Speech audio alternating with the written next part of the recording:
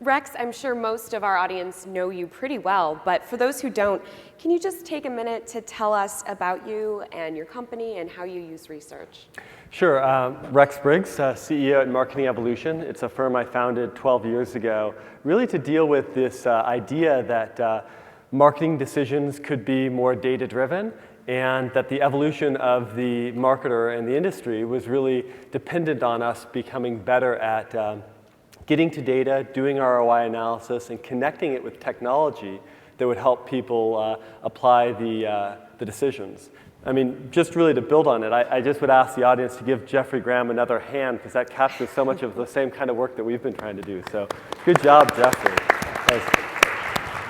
But I think he and I have paralleled careers for the past decade around the cross-media part, and we share a lot of that same vision that as you connect technology with ROI decision-making, we can really get beyond some of this bloodletting and kind of ancient way of approaching some of the decisions marketers make. Well, and on that note, we're here to discuss your new book, Surf's Up. That's SIRF. I know you've got a copy if you want to show the audience. What prompted you to write this book?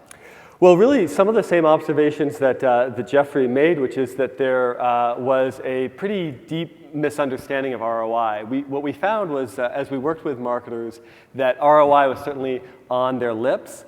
They wanted to know what their ROI was. They were looking for a single number. And what I realized was that the knowledge was superficial, even among some of the best marketers that were using ROI regularly. For example, if you ask them the question, well, okay, well, that's your ROI now, but what happens if for that particular media you cut cost in half? Would you spend a larger share of your mix on it or a smaller share of the mix? Any answers? How many of you say a larger share of your mix if the cost was in half? How many of you say a smaller share?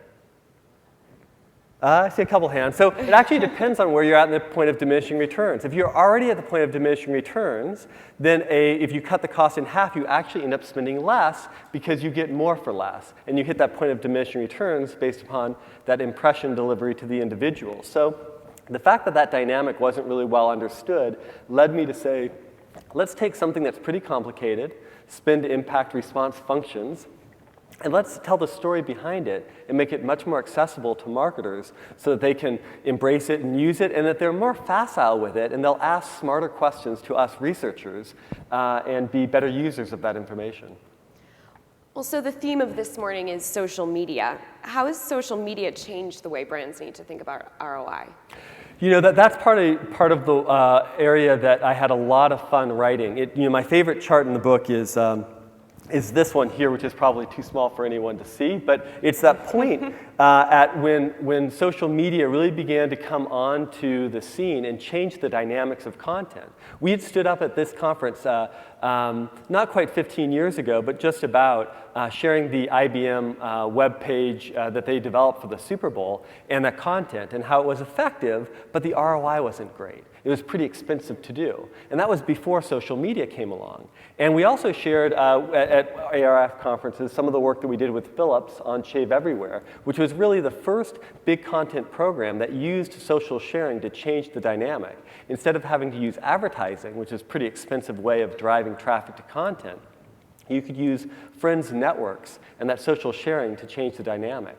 And really at that point in 2006, and then Facebook opening up to the public in 2007 and so on from there, what you see is a complete change in the dynamic of ROI around content. And so, we spend several chapters, a whole section of the book, talking about what that change means, how that came to be, and what the implications are for marketers that want to get the best ROI out of their marketing programs. So can you go into it just a little bit and let us know how marketers need to rethink the way that they use content to access social media? Yeah, that's a really good point. In the past, a lot of the way that you would think about content was that it was something that you maybe did as part of your marketing program. And you would oftentimes think of the funnel in a traditional way of building awareness, then trying to drive favorability and purchase intent and sales. And we really say that first of all, I don't like the term funnel, and I make an argument that we should adopt a new metaphor that I suggest in the book called the purchase highway, where the customer is in control. They're in the driver's seat. And it's really about understanding where they make their on-ramps and off-ramps. And as you look at that path, though, there still is a path, and it does have sales towards the end, but after that's really advocacy. And so what the biggest rethink part is that if you want optimal, best ROI, you start off by saying, how do I engage the advocates? What type of content is going to be easy for them to share and that they're going to want to share with others so that they influence others? Because that turns out to be, out of lots and lots of research that we've done, the best return on investment is when they then share that information, particularly in social networks. That's the easiest way for them to share it. But also they can do it one-on-one in person. Face-to-face is still valuable and important. So engage advocates first. The next biggest group to engage ends up being people who've already bought from you once, and how do you get them to buy again? How do you engage those people to repeat purchase? And then you work your way back in that path to that point where people are just starting to consider the brand and they're about to make that purchase decision. Only after you've really covered off all the content and ways of social sharing and amplifying that with some advertising, because advertising still has a lot of value, do you then really begin to work on programs that are awareness-oriented. And so that's the biggest rethink, is a lot of marketing plans have that backwards. They start off trying to build big awareness. They want to approach social media from the standpoint of how do I get more people aware of my brand, rather than how do I engage my advocates to share the message. And that there's a big difference in the ROI that you get from one versus the other. So it sounds like you're saying that marketers really need to pay more attention to the sequence of the messaging. Can you go into a little bit about how that's changed and why? Yeah, the sequence really is a bit more about prioritization. So I think what happens is when you're having the marketing discussions, the priorities of do we have a 365-day-a-year program to engage advocates? Are we constantly feeding advocates with content that they want to share? That becomes really the first priority of a marketing discussion. You get later on to how does that communication, how does that work with advertising? And what we find is that there is a very interesting play between the two.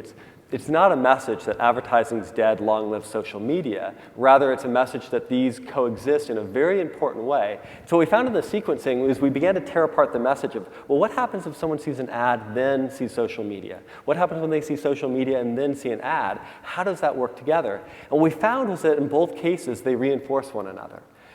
So in one case, there's a priming effect that happens. If I see a social message first, and then I see an advertisement, or if I reverse that around and I see the ad first and then the social media, there's reinforcement in both cases. If I see the ad first, it primes me, and then when someone shares it, I actually pay more attention, and it has a larger effect on me when I see that. But the reverse is also true. If I see social media first, I do have some impact, and then the ad reinforces that. And so that increases the effectiveness of the ad.